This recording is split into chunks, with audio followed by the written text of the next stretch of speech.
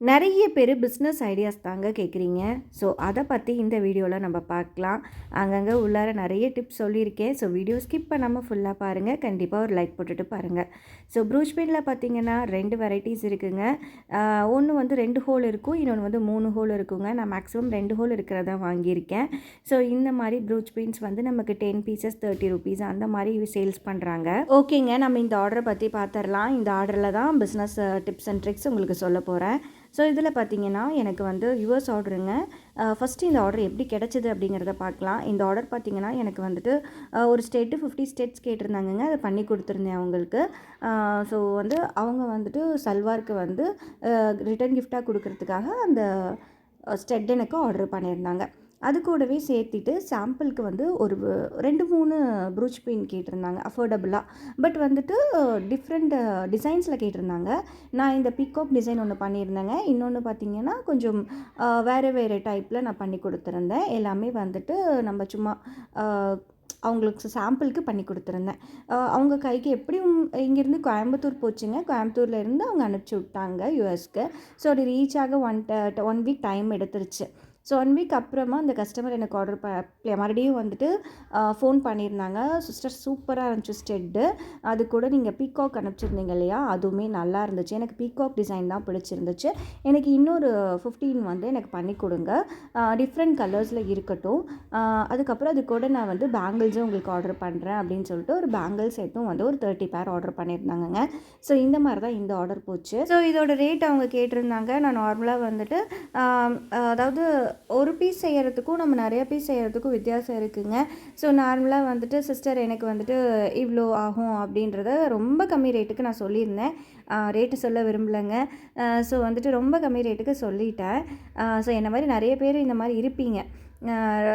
Orders வருதேன்னு சொல்லிட்டு நிறைய கம்மி ரேட்டுக்கு நீங்கள் சொல்லிடுவீங்க. பட் செய்யக்குள்ளே தான் தெரியும் அது எவ்வளோ தூரம் நமக்கு வந்துட்டு ஒர்க் இருக்குது அப்படின்னு சொல்லிட்டு. ஏன்னா இதோட ஒர்க் பார்த்திங்கன்னா நம்ம வந்து ஃபஸ்ட்டு இதில் வந்து டிசைனிங் பண்ணணுங்க. டிசைன் பண்ணுறது எப்படியும் ஒரு ப்ரூச் பின்க்கு 1/2 hour to 1 hour ஆகுங்க. அதுக்கப்புறம் அடுத்த நாள் காய வச்சு ஃபுல்லாக கட்டிங் பொறுமையாக பண்ணணும். ஷார்ட் எட்ஜஸ் ஃபுல்லாகவே கட்டிங் பண்ணதுக்கப்புறம் பார்த்திங்கன்னா அதை வந்து நம்ம ஒன்றா ப்ரூச் பின்னில் ஒட்டணும். இதெல்லாம் தாங்க இதோட ப்ரொசீஜரு. இப்படி தான் வந்து இது போகும். ஸோ இது வந்துட்டு அவங்க நிறையா கேட்டனால நான் நெக்ஸ்ட் டைம் வந்துட்டு அதே ரேட்டுக்கு தான், ஏன்னா நான் ஃபஸ்ட்டே சொல்லிட்டேன் இந்த ரேட்டு தான் சொல்லிட்டு. ஸோ அதே ரேட்டுக்கே நான் பண்ணி கொடுத்துட்டேங்க. பட் இதில் நான் கற்றுக்கிட்ட ஒரு விஷயம் என்ன அப்படின்னு பார்த்திங்கன்னா, ரேட்டை நம்ம சொன்னாலுமே எனக்கு ஒரு புது டிசைன் கிடச்சிருக்கு. அதில் எனக்கு ரொம்ப ஹாப்பிங்க. ஏன்னா இது வரைக்கும் நான் இது மாதிரி செஞ்சதே கிடையாது. ஸோ வந்து எப்பயுமே ஒரு நியூ டிசைன் நான் பண்ணுறேன் அப்படின்னா அதில் வந்து எப்பயுமே ஃபஸ்ட் டைம் நான் கம்மியாக தான் கோட் பண்ணுவேன். அதை பொறுத்து அது நான் செஞ்சு முடிச்சதுக்கப்புறம் தான் நான் அதோட வேல்யூஸை வந்து இவ்வளோ நேரம் ஆகுது, அப்போ நம்ம இவ்வளோ வேல்யூஸ் அதை வந்து நம்ம கொடுக்கணும் அப்படிங்கிறது எனக்கு தெரியுங்க. அதுக்கப்புறம் தான் நான் வந்து அடுத்த தடவை கஸ்டமர் கேட்குறாங்க இல்லையா, அப்போ இருந்து நான் என்ன பண்ணுவேன்னா ஓகே இந்த ரேட் அப்படின்னு சொல்லி நான் ஃபிக்ஸ் பண்ணிடுவேங்க. இப்போ கடைசியாக இதோட ரேட் நான் கண்டிப்பாக சொல்லிடுறேன். ஏன்னா வந்துட்டு நான் எவ்வளோ இந்த ப்ரூச் பின் கொடுக்க போகிறேன்னு சொல்லிட்டு யாருக்காச்சும் வேணும்னாலும் ஆர்டர் ப்ளேஸ் பண்ணுங்கள். அவ்வளோ அழகாக இருந்துச்சுங்க. இப்போ நான் நிறைய இந்த மாதிரி செஞ்சு வச்சு ஒவ்வொரு அதாவது இப்போ நிறைய எனக்கு பல்காக ஆர்டர் பண்ணுறாங்க கஸ்டமர் அப்படின்னா அவங்களுக்கு வந்து ஒரு ரிட்டன் கிஃப்ட் மாதிரி நான் கொடுக்குறேங்க. ஏன்னா அது மூலயமா நமக்கு ஆர்டர்ஸ் வரும். இதுவும் ஒரு பிஸ்னஸ் டிப்ஸுங்க.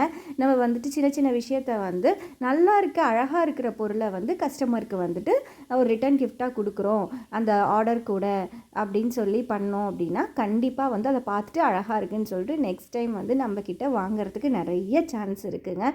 ஸோ கண்டிப்பாக அதை நீங்கள் ஃபாலோ பண்ணி பாருங்கள். இதெல்லாம் தாங்க குட்டி குட்டி பிஸ்னஸ் ட்ரிக்ஸு. இதெல்லாம் ஃபாலோ பண்ணாவே இது மூலிமா நமக்கு நிறைய ஆர்டர்ஸ் வருங்க. இந்த மாதிரி நிறைய டிப்ஸ் அண்ட் ட்ரிக்ஸ் வந்து நிறைய இருக்குங்க நம்ம வந்துட்டு பிஸ்னஸை வந்து டெவலப் பண்ணுறதுக்கு.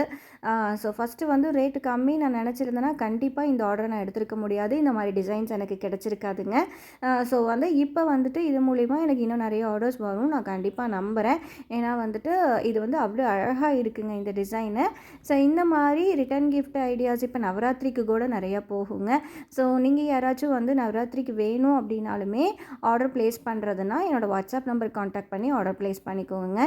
இதோட ரேட் வந்து பார்த்திங்கன்னா 120ங்க. சிங்கிள் பீஸா வாங்கினீங்க, பல்காக வாங்கினீங்கன்னா கண்டிப்பாக கம்மி பண்ணுவேன். தேங்க்ஸ் ஃபார் வாட்சிங்.